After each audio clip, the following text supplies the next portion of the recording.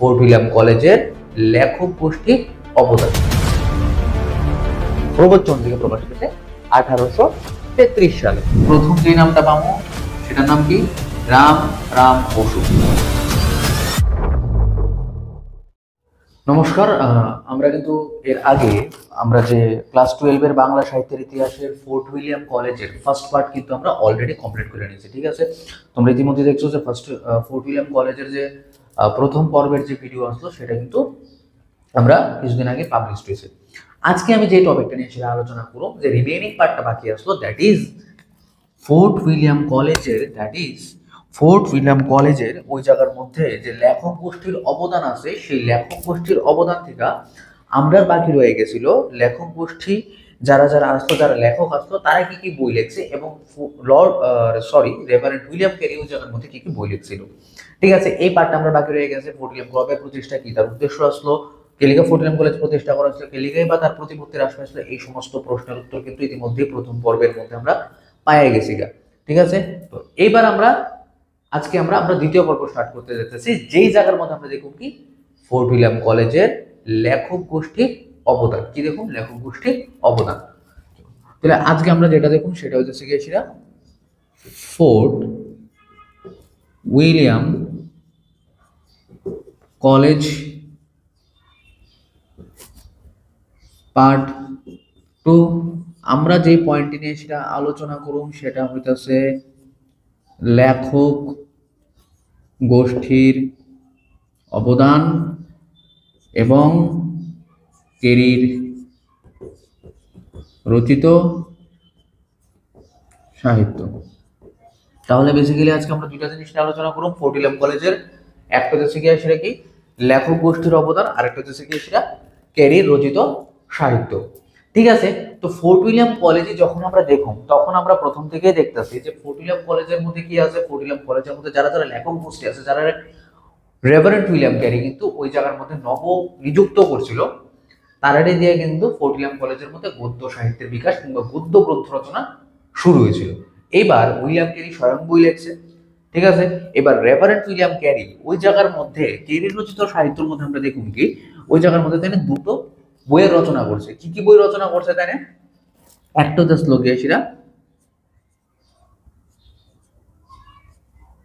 ইতিহাসমালা, এবং আরেকটা ছিল কথোপকথন, যে বইটা বেসিক্যালি একটা কনভারসেশন বেসড বই আসলো, মানে কথোপকথনের উপরে নির্ভর এটার মধ্যে বিভিন্ন ডায়লগস গুলো লেখা হয়েছিল। তাহলে আমরা উইলিয়াম ক্যারি রচিত দুইটা বইয়ের নাম পাবো, একটা হচ্ছে গিয়েছিল ইতিহাসমালা, আর একটা হচ্ছে গিয়েছিল কথোপকথন। ঠিক আছে, তাছাড়াও এই উইলিয়াম ক্যারি ছাড়াও উইলিয়াম ক্যারির নির্দেশে যে লেখক গোষ্ঠী আসলো তারাও তো বই রচনা করছে। তো তাহলে তারা কি বই রচনা করছে, বা লেখক গোষ্ঠীর মধ্যে লেখকরাই বা কে কে আছিল?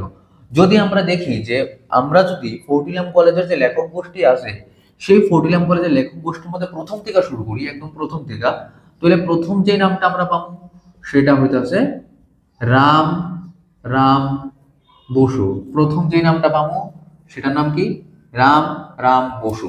এইবার এই রাম বসু সম্পর্কে কইতে গেলে উইলিয়াম ক্যারি রাম বসুর যখন প্রথম নবনিযুক্ত করে এই ফোর্ট উইলিয়াম কলেজের মধ্যে, তখন তাই নির্দেশ দেয় যে রাম বসুর যে পূর্বপুরুষ আছিল, যে নাকি ধুমাঘাটের রাজা আছিল, যার নাম আসলো রাজা প্রতাপাদিত্য, তার নামের উপরে তার জীবন নিয়ে এসেরা এবং তার ইতিহাস নিয়ে এসেরা, সামগ্রিক ইতিহাস নিয়ে এসেরা একটা বই রচনা করার লেগে। এবং যেমন ভাবে ওই জায়গার মধ্যে নির্দেশ দেওয়া ছিল রাম বসু কিন্তু সেইভাবেই বই লেখা শুরু করছিল। তো যে বইটা রাম বসু প্রথম ফোর্ট উইলিয়াম কলেজের মধ্যে নবনিযুক্ত অধ্যাপক হয়েছিলা প্রথম লেখছিল, তার নাম তাহলে কি? তার নাম হইতেছে গিয়েছিলা রাজা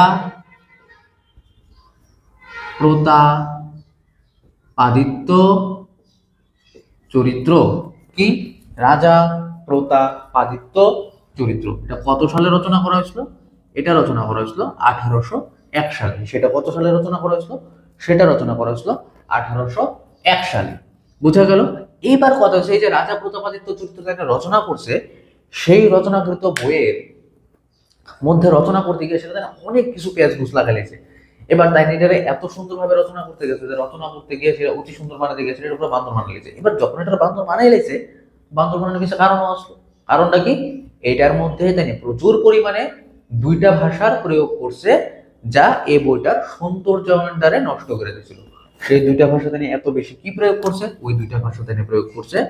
একটা আছে আরবি ভাষা আর ফার্সি ভাষা। এবার কেলিগা আরবি ভাষা ফার্সি ভাষা বাংলা ভাষার মধ্যে গ্রন্থের বই বাংলা ভাষায় লেখার কথা, আরবি ফার্সি ভাষার তুমি ব্যবহার কেলিগা, কারণ তখনকার সময়ে সাহিত্যের উপরে আরবি এবং ফার্সি ভাষার ব্যবহার বা প্রচলন কিন্তু অনেকাংশেই নির্ভর আছে।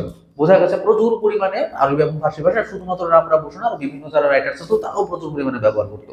ঠিক আছে, এবার তিনি ভালো লেগে ব্যবহার করতে গেছিল, ঘটনা হয়েছে খারাপ যে সুন্দরায়নটা আসলো এই রামরাম বসু লেখা রাজা প্রতাপাদিত্য চরিত্রে যে জায়গার মধ্যে পূর্বপুরুষের জীবন এবং ইতিবৃত্ত হিসেবে লিখতে আসলো, সেই জায়গার মধ্যে কিন্তু সৌন্দর্যায়নটা নষ্ট করে দিচ্ছে টোটালি। কি নষ্ট করছে? আরবি এবং ফার্সি ভাষার ব্যবহার নষ্ট করছে। ঠিক আছে, এবং দ্বিতীয় যেটা বইটা লিখছিল দ্যাট ওয়াজ লিপিমালা। ঠিক আছে, রামরাম বসু রাজা প্রতাপাদিত্য চরিত্র লগে যে বইটা রচনা করছিল সেটা হইতেছে লিপিমালা, যেটা রচনা করা হয়েছিল কবে? 1802 খ্রিস্টাব্দে। সেটা রচনা করা হয়েছিল কবে? 1802 খ্রিস্টাব্দে। ঠিক আছে, এবার এই যে রামরাম বসু দুইটা বই লিখলো, একটা হইতেছে গিয়েছিল রাজা প্রতাপাদিত্য চরিত্র এবং হইতেছে গিয়েছিল লিপিমালা। তো ওই জায়গার মধ্যে এই দুইটা বই লেখার পরে কি হলো, ওই জায়গার মধ্যে আরো একজন বাঙালি প্রফেসর বা অধ্যাপকের কিন্তু উইলিয়াম কেরি বই রচনা লেখা নিয়ে এলো, এবং আমরা গত প্রথম পর্বের মতো তাই সম্পর্কে একটু আধটু জানছিলাম। তাই হইতেছে গিয়ে সেরা আর কেউ না, তাই হইতেছে বাংলা তৎকালীন বঙ্গপ্রদেশের ওয়ান অফ দ্য ফেমাস পন্ডিত ছিল, তাই নাম হইতেছে গিয়ে সেটা মৃত্যুঞ্জয় বিদ্যালঙ্কার, যিনি পরবর্তীকালে গিয়ে সেটা কি হয়েছিল ফোর্ট উইলিয়াম কলেজের কিন্তু মানে যে হেড প্রিন্সিপাল হওয়ারও মানে অধ্যাপক পণ্ডিত হিসেবে কিন্তু তার ওই জায়গার মধ্যে নিযুক্ত হয়েছিল। বোঝা গেছে, এবং তারা খুব ভালো কাজ করছিল, যদিও তারা ইংরেজিটা এত ভালো জানতো না বা ইংরেজি ভাষা সম্পর্কে তার বিশেষ কোনো দখল হতো না, কিন্তু বাংলা ভাষা এবং সংস্কৃত ভাষার ব্যবহারে তাইনের মতো দখল হয়তো বা তৎকালীন বাংলা প্রদেশের মধ্যে যে সমস্ত পণ্ডিত আসলে খুব কম মানুষেরই ছিল। তো এবার আমরা যে রাইটার সম্পর্কে পড়ব তাইনে হইতেছে কি মৃত্যুঞ্জয় বিদ্যালঙ্কার। এইবার কথা হইতেছে এই যে মৃত্যুঞ্জয় বিদ্যালঙ্কার আসিল, ঠিক আছে, এইবার এই যে মৃত্যুঞ্জয় বিদ্যালঙ্কার আসিল, সেই মৃত্যুঞ্জয় বিদ্যালঙ্কারের লেখা বইগুলি কি কি আসলো? মৃত্যুঞ্জয় বিদ্যালঙ্কার যে বইগুলি লিখছিল, মৃত্যুঞ্জয় বিদ্যালঙ্কার দ্বিতীয় যে রাইটার আমরা পড়তেছি কিটা মৃত্যুঞ্জয় বিদ্যালঙ্কার। ঠিক আছে, এবার এই মৃত্যুঞ্জয় বিদ্যালঙ্কার যে বই লিখছিল, তাই টোটাল বই লিখছিল কয়টা?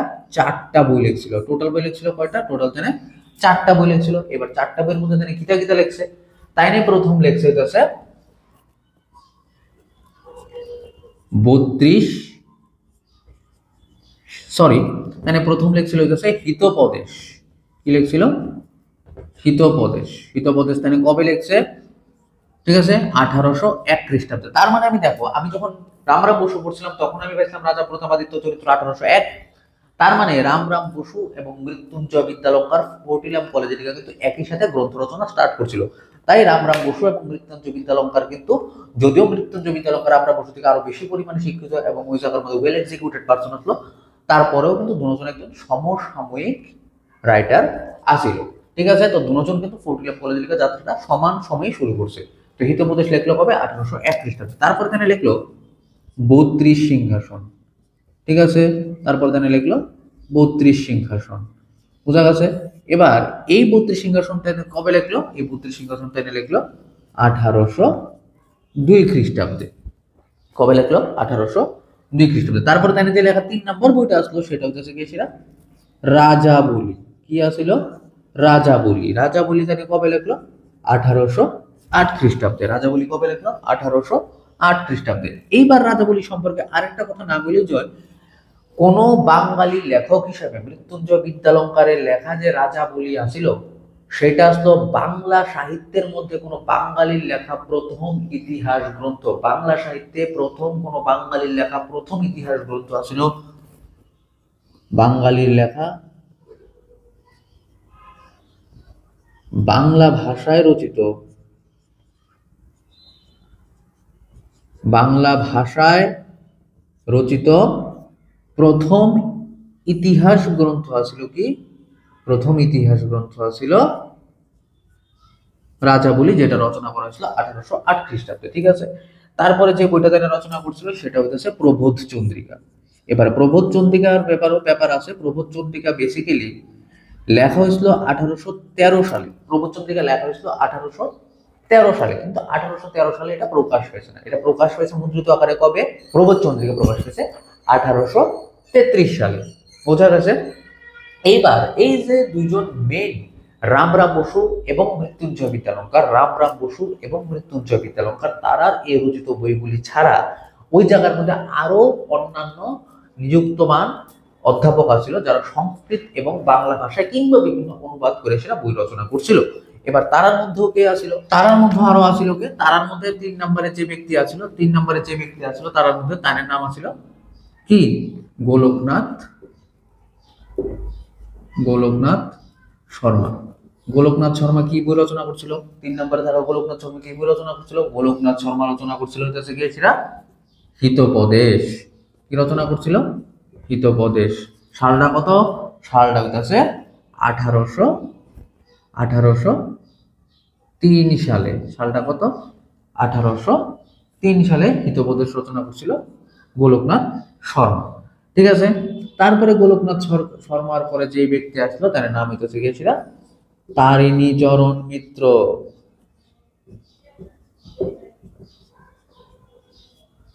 তারিণী চরণ মিত্র। সরি, একটা জায়গাতে ভুল আছে। এটা হচ্ছে গোলকনাথ শর্মা হিতোপদেশ কিন্তু 1803 খ্রিস্টাব্দে না, 1800 রচনা করছিল। কবে গোলকনাথ শর্মা হিতোপদেশ? 1802 খ্রিস্টাব্দে। 1802 খ্রিস্টাব্দে। তারিণী চরণ মিত্র যে বইটা রচনা করছিল সেটার নাম হলো ওরিয়েন্টাল ফ্যাবুলিস্ট। কি আসলো? ওরিয়েন্টাল ফ্যাবুলিস্ট লেখা হয়েছিল কবে? এটা হয়েছিল 1803 খ্রিস্টাব্দে। ওরিয়েন্টাল ফ্যাবুলিস্ট কবে লেখা হয়েছে? 1803 খ্রিস্টাব্দে। এবার ওরিয়েন্টাল ফ্যাবুলিস্ট যে বইটা আসলো এটা আসলে একটা অনুবাদমূলক সাহিত্য। প্রত্যেক অনুবাদ করা হয়েছে ইসপের যে ফেবলস আসলো, ঠিক আছে, নীতি কথা, সে ইসপ ফেবলসের অনুবাদ আসিল হইতেছে গিয়ে সেটা এই জায়গার মধ্যে কি আমরা ওরিয়েন্টাল ফ্যাবুলিস্ট। ইসপসের ফেবলসের অনুবাদ আসলো ওরিয়েন্টাল ফ্যাবুলিস্ট, যেটা লেখছিল তারিণী চরণ মিত্র। ঠিক আছে? এটা লেখা হয়েছিল কবে? 1803 খ্রিস্টাব্দে। ঠিক আছে? তারপরে যে আছে ওরিয়েন্টাল ফ্যাবুলিস্ট তারিণী চরণ মিত্র লেখার পরে তারপরে যে রাইটার আছে তার নাম হচ্ছে গিয়েছিল রাজীব লোচন মুখোপাধ্যায়। খুব ফেমাস রাইটার রাজীব লোচন মুখোপাধ্যায়, এবং তার এই গ্রন্থটা অনেক বেশি ফেমাস। রাজীব লোচন মুখোপাধ্যায় কি লিখছিল? রাজীব লোচন মুখোপাধ্যায় লিখছিল হচ্ছে গিয়েছিল আমরা মহারাজ কৃষ্ণচন্দ্র রায়স্য। মহারাজ রাজীব লোচন মুখোপাধ্যায় কি লিখছিল? মহারাজ কৃষ্ণচন্দ্র রায়স্য চরিত্রং। রাজা কৃষ্ণচন্দ্রের জীবনের উপর এটা লিখছিল, মহারাজ কৃষ্ণচন্দ্র রায়স্য চরিত্রং।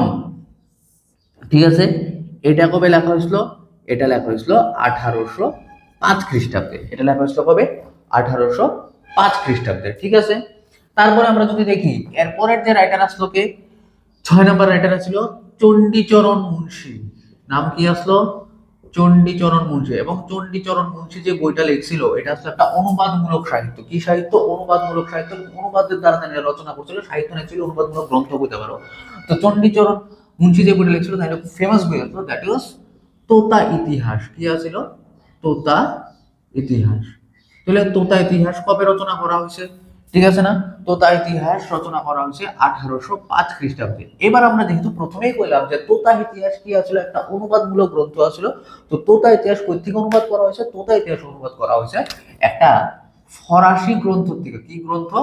ফরাসি গ্রন্থ থেকে। এবার ওই ফরাসি গ্রন্থটার নাম কি আসলো?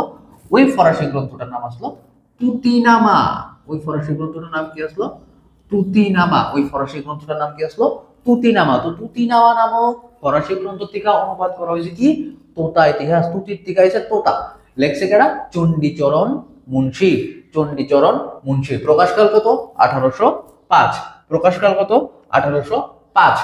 তো আমরা এতক্ষণ কি পেলাম? চণ্ডীচরণ মুন্সীর তোতা ইতিহাস। চণ্ডীচরণ মুন্সীর তোতা ইতিহাস। তো চণ্ডীচরণ মুন্সীর তোতা ইতিহাস একটা অনুবাদমূলক গ্রন্থ আসলে। চণ্ডীচরণ মুন্সীর তোতা ইতিহাসের পরে যে বইটা রচনা করা হয়েছে সেটা হচ্ছে রামকৃষ্ণ তর্ক চূড়ামণি। সেটা কে লেখছে? সেটা লেখছে হইতেছে গিয়ে সেটা রামকিশোর রামকিশোর তর্ক চূড়ামণি। রামকিশোর তর্ক চূড়ামণি কি বই লিখছিল? তাই নাও লিখছিল হিতোপদেশ। তাই নাও কি লিখছিল? তাই নাও লিখছিল হিতোপদেশ। রামকিশোর তর্ক চূড়ামণি কি লিখছিল? রামকিশোর তর্ক চূড়ামণি লিখছিল হচ্ছে হিতোপদেশ। এই হিতোপদেশ কবে রচনা করা হয়েছে? 1808 খ্রিস্টাব্দে। হিতোপদেশ কবে রচনা করা হয়েছে? 1808 খ্রিস্টাব্দে। তারপরের যে বই আমরা দেখব 8 নম্বরে হচ্ছে হরপ্রসাদ রায়। কি রায়? হরপ্রসাদ রায়। হরপ্রসাদ রায় কি লিখছিল? হরপ্রসাদ রায় লিখছিল ওই জায়গার মধ্যে পুরুষ পরীক্ষা, খুব ফেমাস বই, পুরুষ পরীক্ষা। পুরুষ পরীক্ষা কবে লিখছিল? এই রাধাকিশোর তর্ক চূড়ামণি লেখার ঠিক 7 বছর পরে, অর্থাৎ 1808 প্লাস 7 কত? 1815 খ্রিস্টাব্দে। হরপ্রসাদ রায় কি লিখছিল? পুরুষ পরীক্ষা লিখছিল কবে? 1815 খ্রিস্টাব্দে। এবং সর্বশেষ সংযোজন হিসাবে যেটা আমরা বলতে পারি, সর্বশেষ সংযোজন, সর্বশেষ সংযোজন হিসেবে আমরা কোন বইটা বলতে পারি? হরপ্রসাদ রায়ের পুরুষ পরীক্ষার পরে উদ্দেশ্যে গিয়েছিলাম কাশীনাথ তর্ক পঞ্চাননের বই। কার বই? কাশীনাথ তর্ক পঞ্চানন। এবার কাশীনাথ তর্ক পঞ্চানন কিন্তু দুইটা বই লিখছিল। কি বই লিখছিল? কাশীনাথ তর্ক পঞ্চানন কিন্তু দুইটা বই লিখছিল। কাশীনাথ তর্ক পঞ্চানন যে দুইটা বই লিখছিল, একটা প্রথমটা হচ্ছে গিয়ে সেটা পদার্থ তত্ত্ব কৌমুদী। পদার্থ তত্ত্ব কৌমুদী 1815 সাল। পদার্থ তত্ত্ব কৌমুদী কবে লিখছে কাশীনাথ তর্ক পঞ্চানন? 1815 সাল। তারপরে হচ্ছে গিয়ে সেটা আমার আত্মতত্ত্ব কৌমুদী। আত্মতত্ত্ব কৌমুদী কবে লিখছে? আত্মতত্ত্ব কৌমুদী লিখছে হচ্ছে গিয়ে সেটা 1821 সাল। তাহলে কাশীনাথ তর্ক পঞ্চানন দুইটা বই কি আসলে? একটা হচ্ছে পদার্থ তত্ত্ব কৌমুদী 1815 সাল, এবং হচ্ছে গিয়ে আত্মতত্ত্ব কৌমুদী যেটা লেখা হয়েছিল 1821 সাল। তাহলে আমরা আরেক ঝলক দেখুন যে কে কি কি বই রচনা করছে। তো প্রথম হচ্ছে গিয়ে সেটা আমার রামরাম বসু। প্রথম হচ্ছে রামরাম বসু। আচ্ছা, রামরাম বসুর আগে থেকে আমরা উইলিয়াম ক্যারি দিয়ে স্টার্ট করি। যে উইলিয়াম ক্যারি ওই জায়গার মধ্যে একজন বিশেষ ভূমিকা রাখছিল, এবং উইলিয়াম ক্যারি নিজে স্বয়ং একজন ইংরেজ আসলো। তো ইংরেজ হয়েছিল, তাই যে ইংরেজি ভাষার মধ্যে দখল থাকার জন্য বাংলা ভাষাও তো মোটামুটি ভালো দখল ছিল। তো তারা দুইটা বই রচনা করছিল, একটা হচ্ছে ইতিহাসমালা আর একটা হচ্ছে কথোপকথন। একটা হচ্ছে ইতিহাসমালা আর একটা হচ্ছে কথোপকথন। 2 নম্বর আমরা পাবো কারে? রামরাম বসু। রামরাম বসু কি লিখছিল? রাজা প্রতাপাদিত্য চরিত্র। রামরাম বসু কি লিখছিল? রাজা প্রতাপাদিত্য চরিত্র, যেটা আসলো তার একজন পূর্বপুরুষ রাজা প্রতাপাদিত্যের জীবন কাহিনী এবং ইতিবৃত্ত। রচনা করা হয়েছিল কবে? 1801 খ্রিস্টাব্দে। রচনা করা হয়েছিল কবে? 1801 খ্রিস্টাব্দে। ঠিক আছে। রাজা প্রতাপাদিত্য চরিত্র কথা। আরেকটা লিখছিল কি? লিপিমালা। কবে লিখছে? 1802 খ্রিস্টাব্দে। এবং রাজা প্রতাপাদিত্য চরিত্র কিন্তু দুইটা ভাষার সমন্বয়ে বেসিক্যালি করে উঠছিল, একটা হচ্ছে আরবি ভাষা আর একটা ফার্সি ভাষা। ঠিক আছে। প্রচুর ব্যাপার দেখা যায় এটার মধ্যে, আরবি ভাষা এবং ফার্সি ভাষা। ঠিক আছে। তারপরে যে নামটা মামা মৃত্যুঞ্জয় বিদ্যালঙ্কার, বাংলার একজন অন্যতম প্রধান পণ্ডিত মৃত্যুঞ্জয় বিদ্যালঙ্কার। তার বই আসলো হিতোপদেশ, 32 সিংহাসন, রাজাবলি এবং প্রবচন্দ্রিকা। তো হিতোপদেশ কবে লিখছে? 1802। 32 সিংহাসন 1803। ঠিক আছে। রাজাবলি 1808। এবং ওই জায়গার মধ্যে আছে কি? প্রবচন্দ্রিকা লেখা হয়েছিল 1813 সালে, এবং এটা প্রকাশ পেয়েছিল গিয়ে সেটা 1833 সালে। ঠিক আছে। মুদ্রিত আকারে প্রকাশ পেয়েছিল। বুঝা গেছে? 1833 সালে প্রকাশ পেয়েছিল। ঠিক আছে। তারপর আমরা যে বইটা পাবো সেটা হচ্ছে গিয়ে সেটা গোলকনাথ শর্মার হিতোপদেশ, 1802 খ্রিস্টাব্দে লেখা। তারিণী চরণ মিত্র ওরিয়েন্টাল ফেবুলিস, যেটা ইসপের ফেবলসের অনুবাদ, এবং বইটা রচনা করা হয়েছিল কবে? 1803 খ্রিস্টাব্দে। তারপর আমরা পাবো রাজীব লোচন মুখোপাধ্যায়। রাজীব লোচন মুখোপাধ্যায় মহারাজ কৃষ্ণচন্দ্র রায়স্য চরিত্র। মহারাজ কৃষ্ণচন্দ্র রায়স্য চরিত্র লেখা হয়েছিল কবে? 1805 খ্রিস্টাব্দে। তারপরে হচ্ছে গিয়ে সেটা আমার কি? রাধাকিশোর তর্ক চূড়ামণি। ঠিক আছে। রাধাকিশোর তর্ক চূড়ামণি, সরি, তার আগে আমি চণ্ডীচরণ মুন্সি লিখছিল তোতা ইতিহাস। কি লিখছিল? তোতা ইতিহাস। কবে লিখছিল? 1805 খ্রিস্টাব্দে। এটা ফরাসি গ্রন্থের অনুবাদ আসলো। ফরাসি গ্রন্থটা নাম কি আসলো? তুতিনামা। তুতিনামা থেকে তোতা ইতিহাস অনুবাদ করা হচ্ছে। ঠিক আছে। তারপর আমরা পাবো কি? রাধাকিশোর তর্ক চূড়ামণি। রাধাকিশোর তর্ক চূড়ামণি কি লিখছিল? রাধাকিশোর তর্ক চূড়ামণি লিখছিল হচ্ছে হিতোপদেশ। রাধাকিশোর তর্ক চূড়ামণি কি লিখছিল? হিতোপদেশ। রাধাকিশোর তর্ক চূড়ামণির হিতোপদেশ কিন্তু পাওয়া গেছে না, এক্সিস্টই করতো না। বোঝা গেছে? আর ওই জায়গার মধ্যে হরপ্রসাদ রায়ের যে পুরুষ পরীক্ষা ছিল, হরপ্রসাদ রায়ের যে পুরুষ পরীক্ষা আসলো, সেই পুরুষ পরীক্ষা আসলো কিসের অনুবাদ? সেই পুরুষ পরীক্ষা আসলো বিদ্যাপতির লেখা ওই নামক সংস্কৃত গ্রন্থের কিন্তু অনুবাদ আসলো। কি আসলো? বিদ্যাপতির লেখা। ঠিক আছে। বিদ্যাপতির লেখা ওই নামক সংস্কৃত গ্রন্থের অনুবাদ আসলো কি? এই জায়গার মধ্যে হরপ্রসাদ রায় পুরুষ পরীক্ষা। ঠিক আছে। তারপর আমরা এট লাস্ট আমরা আবার কি দেখলাম যে কাশীনাথ তর্ক পঞ্চানন। কাশীনাথ তর্ক পঞ্চানন কি লিখছিল? কাশীনাথ তর্ক পঞ্চানন দুটো বই লিখছিল, একটা পদার্থ তত্ত্ব কৌমুদী, এটা আত্মতত্ত্ব কৌমুদী। পদার্থ তত্ত্ব কৌমুদী কবে লিখছে? 1815 এবং আত্মতত্ত্ব কৌমুদী 1821। সো এই আসলো আমরা টোটাল ফোর্টিলাম করেছে লেখক গোষ্ঠী এবং উইলিয়াম ক্যারি সহ তার অবদান এবং তার যে লেখনী। ঠিক আছে। তার আগের যে পার্টটা আছে, যা প্রথম পার্টের মধ্যে আমরা যে প্রথম পর্ব আসলো ফোর্টিলাভ কলেজ, সেটার মধ্যে কিন্তু আমরা অলরেডি ডিসকাস করে দিয়েছিলাম, ঠিক আছে। তো এটা আসলে আমরা দ্বিতীয় পর্ব, আজকে দ্বিতীয় পর্বটা এর দূরেই থাকবো, ঠিক আছে। দ্বিতীয় পর্বের পর আমরা যে নেক্সট টপিক আছে, নেক্সট টপিক আমরা কি আছে সিলেবাসের মধ্যে, ঈশ্বরচন্দ্র বিদ্যাসাগর গদ্য সাহিত্যে তার অবদান। সেই ঈশ্বরচন্দ্র বিদ্যাসাগর এবং গদ্য সাহিত্যের অবদান নিয়ে সেটা কিন্তু আমরা খুব শীঘ্রই, হ্যাঁ, একদিন বা 2 দিনের মধ্যে আমরা ভিডিও যেটা আছে নেক্সট ভিডিও সেটা আমরা কিন্তু আপলোড করুন, ঠিক আছে। তো এই গেল আমরা ফোর্টিলাভ কলেজের লেখক গোষ্ঠী এবং তার অবদান, ফোর্টিলাভ কলেজের ইতিবৃত্ত সম্পর্কে পুরো 2টা পার্টে ডিভাইড করে সেটা আলোচনা করে, সেটা প্রথম পর্ব দ্বিতীয় পর্ব। যারা প্রথম পর্বটা দেখছো না তারা প্রথম পর্বটা দেখে নিও, এবং এটা হচ্ছে আমরা দ্বিতীয় পর্ব, ঠিক আছে। আর আমরা নেক্সট টপিক কি এসেছে, ঈশ্বরচন্দ্র বিদ্যাসাগরের গদ্য সাহিত্য এবং গদ্য সাহিত্যের বিকাশে বিদ্যাসাগরের অবদান বেসিক্যালি, ঠিক আছে। ওইটা আমরা মানে এরপরের নেক্সট ভিডিও, ঠিক আছে। তো আজকে ফোর্টিলাম কলেজের যে ইতিবৃত্ত আছে তা এতটুকু। Thank you.